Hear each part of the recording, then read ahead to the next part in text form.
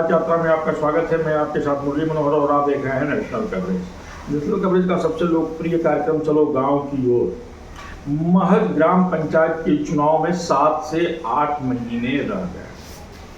2021 में विधान पंचायत का चुनाव हुआ और 26 अप्रैल तक चुनाव होने की प्रबल संभावना है।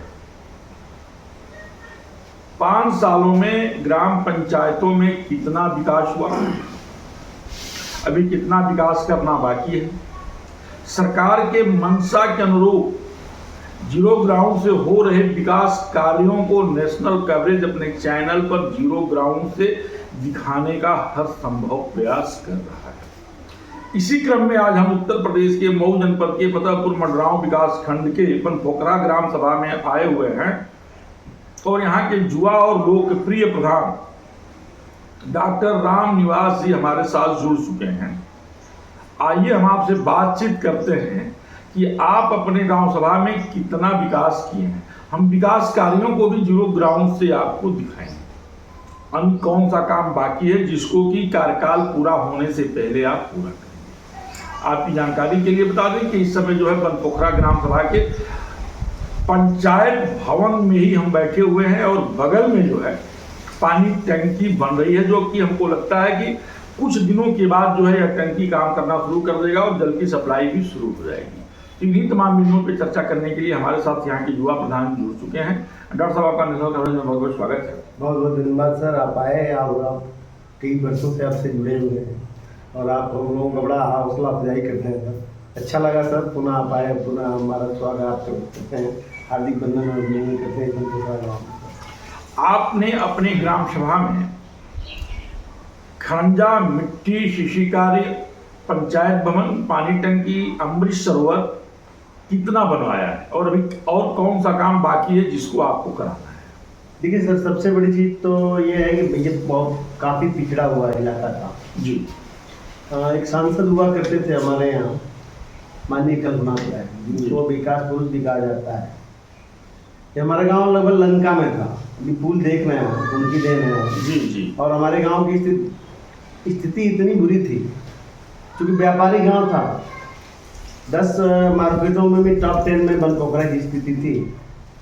जैसे गोपालगंज मार्केट आपका था, फतेहपुर जो गांव था वो था, मरियादपुर था, इधर मधुबन था और मऊ के जो अधिकांशतः व्यापारी हमारे गांव से ही होकर गुजरते थे सर और काफ़ी इसका विकास हुआ था। लेकिन और समय के साथ साथ इतना इसका उत्पीड़न हुआ था क्योंकि यातायात नहीं था ये। इसके अभाव में व्यापारी गांव पीछे छूट गया सर। एक उम्मीद जगी और उम्मीद जगने के बाद हमने पहला काम तो ये किया है कि पूरा ये देख रहे हैं आप ना सर जी, आपके सामने जो ये जितनी भी व्यवस्था हुई है मैंने अपने कार्यकाल में कराया। पंचायत भवन आपने बनवाया, इसका कायाकल्प किया सर जी। क्योंकि यहाँ पे इतनी गंदगी थी, चारों तरफ देख भी रहे हैं आप, जब भी है। और ये मैं बनाया हूँ जो बनी है खाद्यान्न, खाद गोदाम जो होता है, इसको मैंने बनवाया जी। पंचायत भवन का पूरा कायाकल्प किया। यहाँ विरोध होने के बावजूद भी लगभग पानी का भी विरोध हुआ सर। मुझे जब मिला तो मुझे क्या था सर, कुल मिला करके तो गांव ऐसा है कि बैकग्राउंड पे कुछ भी नहीं था सर। पानी का भी विरोध हुआ है यहाँ पे, मठ के नाम पर, धर्म के नाम पर, व्यवस्था के नाम पर मैंने काम किया है। आपने जो है यहाँ पानी टंकी तो लगवा दिया, पानी टंकी लगभग बन करके तैयार भी हो चुकी है जी। सप्लाई कब तक होने की संभावना है? संभावना का मतलब तो क्लियर है सर, वो सारी जब भी करेक्शन बाकी थे कुछ, मतलब एक जो था इसमें मुझे बहुत दुर्गति लगी सर। ये उसको रुकवाने के लिए लगभग 90% हमारे मेहनती थे ना सर।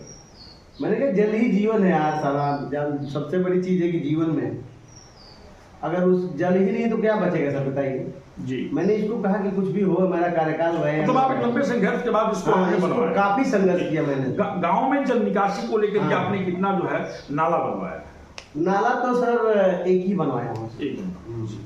इस गांव सभा की आबादी कितनी है? लगभग 2 से 2,500 2,500 2 से 2,500 की आबादी वाले गांव में आपने एक नाला बनवा दिया जी। शिशिकार भी हुआ होगा? नहीं, इंटरलॉकिंग काम हुआ सब देख भी रहे हैं, आप देख भी सकते हैं लगभग। इंटरलॉकिंग हम जीरो ग्राउंड से खबरों को दिखाएंगे। जी। इंटरलॉकिंग काम जो है 3 या 4 आपके गांव में हुआ है। 3 ही हुआ है सर, 3 और एक हुआ। माननीय मंत्री जी के माध्यम से देखिए शर्मा साहब ने बड़ा हमारे ऊपर कृपा की है, लगभग 300 350 के करीब उन्होंने दिया है। गांव सभा है तो गांव सभा में जो है गरीब लोग भी होंगे, उनके पास रहने के लिए आवास नहीं होगा। बिल्कुल नहीं है सर, आपने बिल्कुल कितने नहीं लोगों हमारा को गाँव। आवास दिया है? आवाज तो कम से कम जो है अभी तक जो विकलांग विधवा का मामला था वो सिर्फ 14 के करीब दे दिया है मैंने। जी।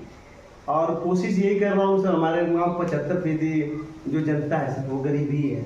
अल्पसंख्यकों की भी स्थिति बड़ी खराब है हमारे ग्राम के उत्तर तरफ, और जो अनुसूचित जात है उसकी व्यवस्था बहुसंख्यक यहाँ पे है दक्षिण तरफ। जी, उनके लिए भी आवास की व्यवस्था आप कराएंगे? मैंने दे दिया है सर, कुल मिलाकर के 105 आवास आपने 105 आवास की सूची गई है सर, जी। जिसमें मैं समझता हूँ कि 100 लोग तो एकदम पात्र हैं सर। जी। और मैं चाहता हूँ अगर वो सरकार इस व्यवस्था को दे देती सर तो मेरे गांव में 4 चांद लग जाता सर, क्योंकि ऐसे ऐसे लोग भी हैं जो किसी तरह खाना खाते हैं, किसी तरह व्यवस्था करते हैं मनरेगा के माध्यम से, इधर उधर के माध्यम से।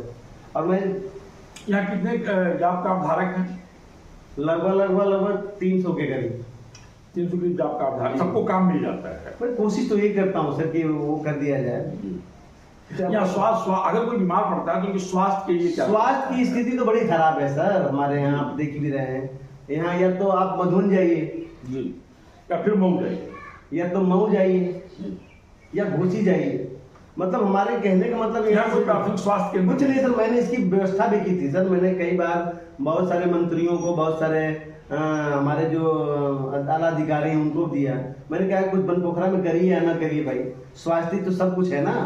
अगर हम होता क्या, मेरे पिताजी आपको बता दूं हीरालाल शर्मा जी, मतलब ठीक है अपने आप थे ही वो इस ग्राम सभा के अपने जीवन काल में लगभग चूंकि लोहार से हम बिलोंग भी करते हैं सर, 5000 से ऊपर मेरे पिता ने लोगों की निःशुल्क टिकट की बात की, और उनको मैं ले जा रहा था। हार्ट अटैक की व्यवस्था, आईसीयू की व्यवस्था न होने के कारण, जो आर्टिलेट ब्लड की व्यवस्था न होने के कारण उनका वो ले जाते घुसी ही मर गए। तो आप सुन रहे थे यहाँ के लोकप्रिय और युवा प्रधान को। आपने स्पष्ट कहा कि यहाँ सबसे बड़ी समस्या जो है प्राथमिक स्वास्थ्य केंद्र को लेकर के है। यहाँ अगर कोई बीमार पड़ता है तो प्रारंभिक उपचार भी उनको यहाँ से लगभग 20 किलोमीटर की एरिया में जाकर के घोसी, मधुबन या मऊ में ही कराना पड़ता है। बीच में कहीं कोई स्वास्थ्य सुविधाएं नहीं है, और आप लगातार प्रदेश सरकार और यहाँ के आला अधिकारी और प्रतिनिधियों से यह संघर्ष करते हुए संपर्क कर रहे हैं कि यहाँ एक जो है प्राथमिक स्वास्थ्य केंद्र का निर्माण कराया जाए, लेकिन अब तक उस पर कोई सुनवाई नहीं हुई है। और आपका यह पूरा मानना है कि अपने कार्यकाल में ही हम इसको बनवाना चाहेंगे। बुल्ली मनोहर पांडे के साथ बने रहिए और देखते रहिए जीरो ग्राउंड से खास रिपोर्ट।